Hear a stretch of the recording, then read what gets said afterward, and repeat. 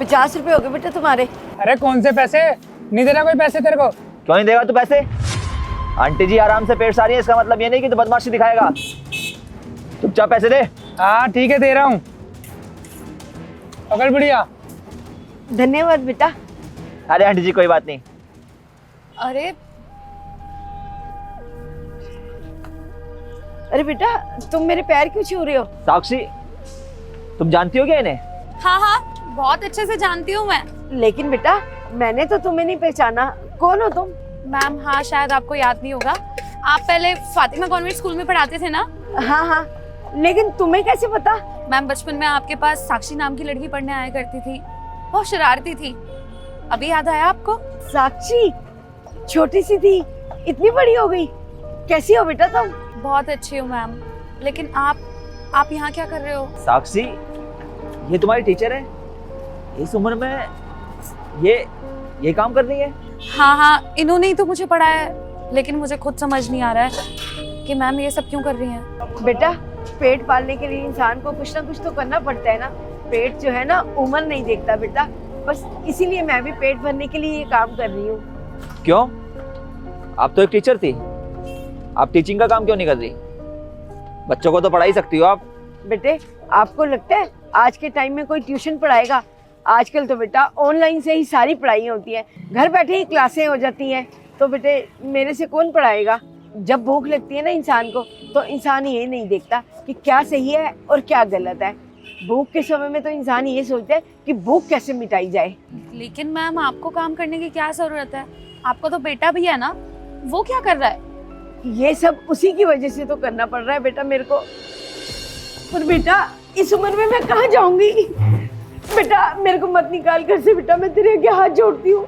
मेरी गलती तो बता, आखिर मुझसे क्या गलती हुई है? आपकी गलती ये है कि आप डेली मेरी बीवी से लड़ती हो। अरे सुबह शाम घर में कलेश, कब तक देखता रहूंगा मैं? मेरा ना दिमाग खराब हो जाता है मम्मी।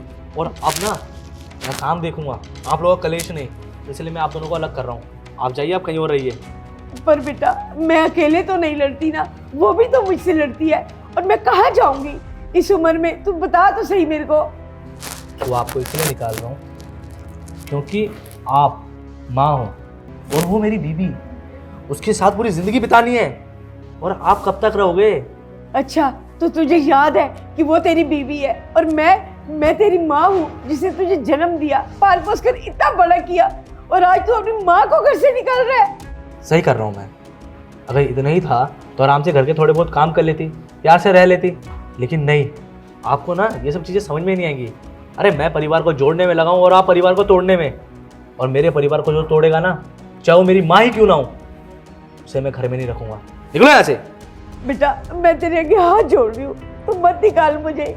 लोग क्या कहेंगे बेटा, इतनी बदनामी करेंगे तेरी, मत निकाल मुझे यहाँ से। आपको जो करना है वो करिए, लेकिन मेरे को ना परेशान मत कीजिए। चुपचाप से निकल जाओ यहाँ से।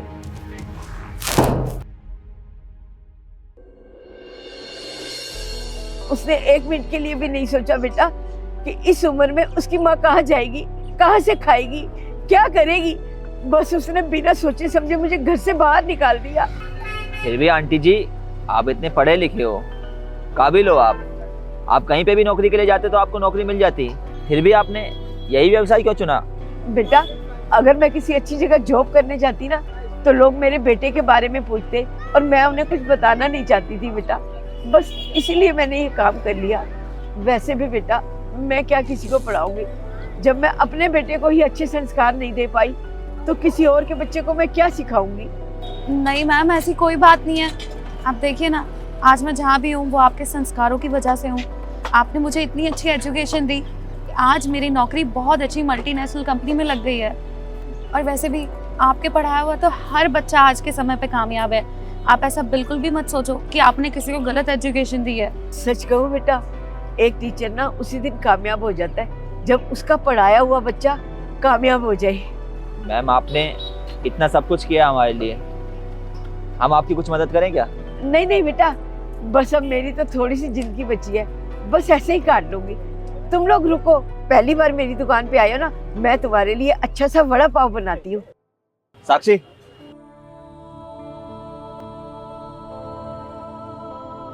मैं क्या सोच रहा था, मैम को अपने घर ले चलते हैं, मैम हमारे बच्चों को पढ़ा देंगी।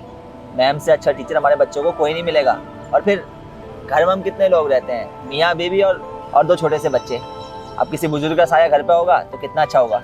ठीक है, लेकिन आपको लगता है कि मैम मानेंगी, वो भी हमारे घर चलने के लिए? अगर हम प्यार से बोलें तो दुश्मन से भी अपनी बात मनवा सकते हैं। ये तो फिर भी तुम्हारी टीचर हैं। प्लीज़ यार तुम मनाओ ना ही नहीं। मैं मैम को अपने घर पर देखना चाहता हूँ। अच्छा ठीक है, अभी ना हम मैम के हाथ के बड़ा पाव खा लेते हैं, उसके बाद मैं मैम को ज़रूर मना लूँगी।